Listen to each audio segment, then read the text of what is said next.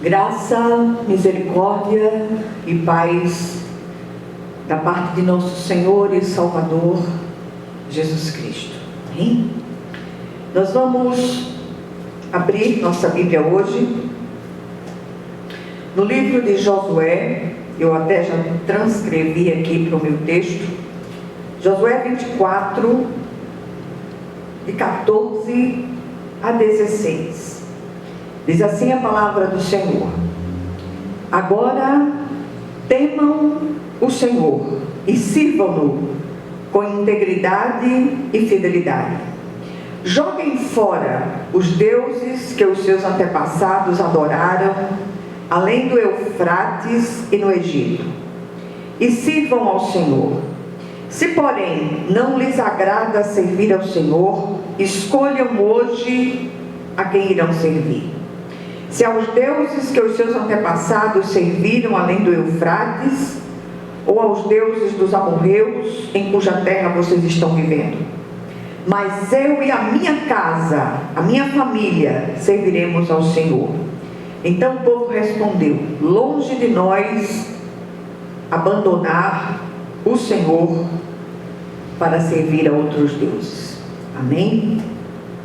Vamos orar. Senhor, nosso Deus e nosso Pai Celestial, graças te damos, Senhor. Continuamos clamando a Ti, que o Senhor nos dê graça, juízo, discernimento, sabedoria, para seguir Teus santos e retos caminhos. Que o Teu nome, Senhor, nas nossas vidas, seja poderosamente glorificado e que nós possamos temer ao Senhor, em nome de Jesus Cristo. Amém.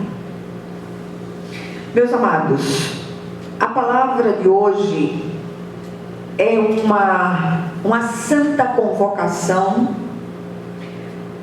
para que temamos ao Senhor.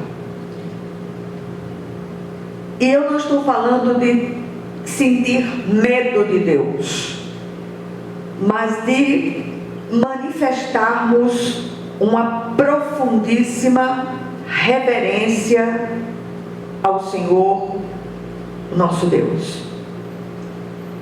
Não há coisa mais perigosa do que brincar de ser cristãos. E o desejo do nosso coração é levá-los a renovar a nossa aliança com o Deus Todo-Poderoso. Nosso Deus é Deus de pactos, é Deus de alianças. O capítulo 24 desse livro profético, aliás, desse livro histórico de Josué, traz as suas palavras de despedida ao povo de Israel. No contexto dessas palavras encontramos o texto lido, que é uma renovação da aliança do povo com o Deus Todo-Poderoso. E essa palavra, ela vem no momento bem difícil para o povo de Deus do nosso tempo. Nós estamos vendo o que está acontecendo lá para as bandas do Oriente. Que o Senhor dê sabedoria ao seu povo, a Israel. O povo agora, no contexto desta mensagem aqui, estava de posse de vitória, acabara de entrar na terra prometida, e tudo quanto Deus dissera se cumpriu cabalmente. Atentemos para as palavras do versículo 13 deste mesmo capítulo. Diz o seguinte: dei-vos a terra que não trabalhastes, e cidades que não edificastes, e habitais nelas. Comeis das vinhas e dos olivais que não plantastes. Uma aliança é feita entre duas partes. Deus havia cumprido a parte dele, mas Israel, aqui e acolá, falhara em cumprir a sua parte, voltando-se para práticas idolátricas aprendidas no Egito. E é interessante que essa inclinação tem perpassado os séculos. E aqui e acolá, nós vemos o povo de Deus elegendo deuses para si, que deuses não são. O Senhor a quem servimos, Ele é Deus de pactos, de alianças, e reclama para si o povo que escolheu para louvor de sua glória. Ele não é Deus de rituais, mas de relacionamentos. O problema da infidelidade do povo de Deus não é novo, aliás, é ancestral. Mesmo em nossos dias, conseguimos enxergar essa prática maligna. E eu não falo apenas do Israel nação, mas do Israel espiritual de Deus, formado por judeus e gentios convertidos ao Cristo. Como diz o Senhor em Jeremias 2,13: 2 males cometeu o meu povo. A mim me deixaram o manancial de águas vivas e cavaram cisternas rotas que não retêm as águas. Percebemos aqui um lamento de Deus nas palavras do seu profeta. A tendência de abandonar o Senhor é antiga, sobretudo em um tempo em que o espírito de engano tem se tornado muito mais sofisticado que naqueles dias, tentando seduzir, se possível, os eleitos do Senhor de todas as maneiras. As nossas infidelidades têm ferido a santidade de Deus. Santidade é o único atributo que é ratificado 3 vezes. Santo, santo, santo é o Senhor dos exércitos. A terra inteira está cheia da sua glória. Diz Isaías 6,3. E essa tríplice declaração é para que o povo não esqueça que serve a um Deus que é santo. Contudo, parece que há um Alzheimer espiritual que nos tem feito perder de vista a santidade do Senhor.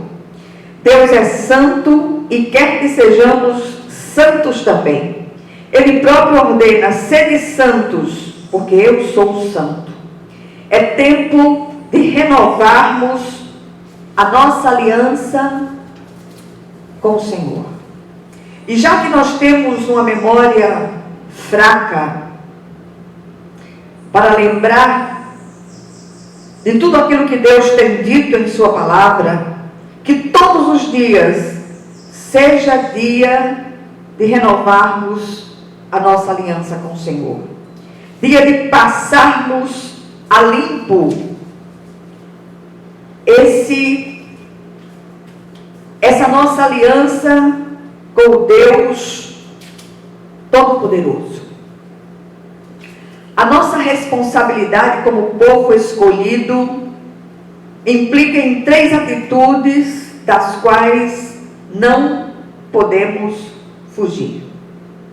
E eu repito, o Senhor tem requerido de nós fidelidade. E nos versículos desse contexto de 14 a 16, encontramos a palavra servir 7 vezes. O que será que o Senhor quer nos dizer com isto? Que nós possamos parar, refletir, nos debruçar na palavra de Deus, clamar ao Santo Espírito que fale aos nossos corações, que nos abra os olhos espirituais para que compreendamos aquilo que o Espírito deseja ministrar a cada um de nós. Eu repito, a nossa responsabilidade como povo escolhido implica em 3 atitudes das quais não podemos fugir. Primeira, temer, reverenciar ao Senhor. E eu quero repetir, temer ao Senhor não significa sentir medo de Deus, mas uma profundíssima consciência de sua presença santa, aonde quer que estejamos. O Senhor deseja que honremos e respeitemos a sua presença. Muitos se comportam como se Deus estivesse apenas dentro das quatro paredes da igreja visível. Ali oram, cantam, usam cacoetes e jargões pentecostais e vão seguindo entre aleluias e prevaricações. E a gente pergunta, até quando? O salmista no Salmo 139, versículos 7 e 8 diz: para onde me ausentarei do teu espírito? Para onde fugirei da tua face? Se subo aos céus, lá estás. Se faço a minha cama no mais profundo abismo, lá estás também. O pastor e a liderança da igreja não são fiscais da fazenda celestial. Nem estão vendo quando você fecha aquele negócio escuso, mas Deus está. Não estão vendo quando você entra no bar e enche a cara, ou mesmo em casa, faz a mesma coisa. Afinal de contas, ninguém está vendo mesmo, mas Deus está. Não estão vendo quando você compra aquele livro ou revista com uma doutrina espúria, absolutamente contrária à palavra do Senhor, e se deleita naquela leitura, buscando explicação para as suas dificuldades, ao invés de buscar refúgio no Senhor. Mas Deus está. Não estão vendo quando você tem aquele encontro furtivo com aquela pessoa de quem você diz estar apaixonada, enquanto a pessoa com a qual você tem uma aliança está em casa ou trabalhando. Mas Deus está vendo. Não estão vendo quando você desonra, humilha, defrauda seus pais idosos. Mas Deus está vendo. Não estão vendo quando você, jovem crente, ou pelo menos que se diz crente, usa as redes sociais para publicar fotos sensuais, cheias de caras e bocas, mas Deus está. Não estão vendo quando você entra no cinema ou leva para assistir em casa aquele filme que é frontalmente contrário à palavra de Deus, mas Deus está. E tantas outras coisas às quais o apóstolo Paulo diz que o só referir é vergonha. Por isso tantas portas de legalidade têm sido abertas, e depois você diz que não sabe o porquê está passando por esse vale tão árido. Tema ao Senhor, meu irmão e minha irmã. Que o Senhor, em nome de Jesus, faça com que essa palavra desça da sua mente ao seu coração. E faculte as mudanças que são necessárias nas nossas vidas. Quando as nossas práticas se tornam contrárias ao que apregoamos, é sinal que perdemos o temor de Deus e há vazamento em nosso depósito espiritual. O temor do Senhor é o princípio da sabedoria. A segunda atitude, jogar fora os ídolos e servir ao Senhor somente. Há um só Deus que se manifesta em três pessoas distintas e inseparáveis: Pai, Filho e Espírito Santo. Quaisquer outros são falsos deuses. O povo de Israel, durante o tempo do cativeiro, havia se paganizado, aderido aos hábitos seculares e religiosos dos egípcios, especialmente a prática maligna de recorrer a falsos deuses, na forma de animais, sempre que experimentavam dificuldades. Com o Israel espiritual de Deus, não é diferente. Quantos ídolos têm sido entronizados às ocultas no coração do povo de Deus. Muitas vezes, o Deus estranho é aquela bebida que você compra escondido, leva para casa, enche a cara, ninguém está vendo, mas o Senhor está vendo.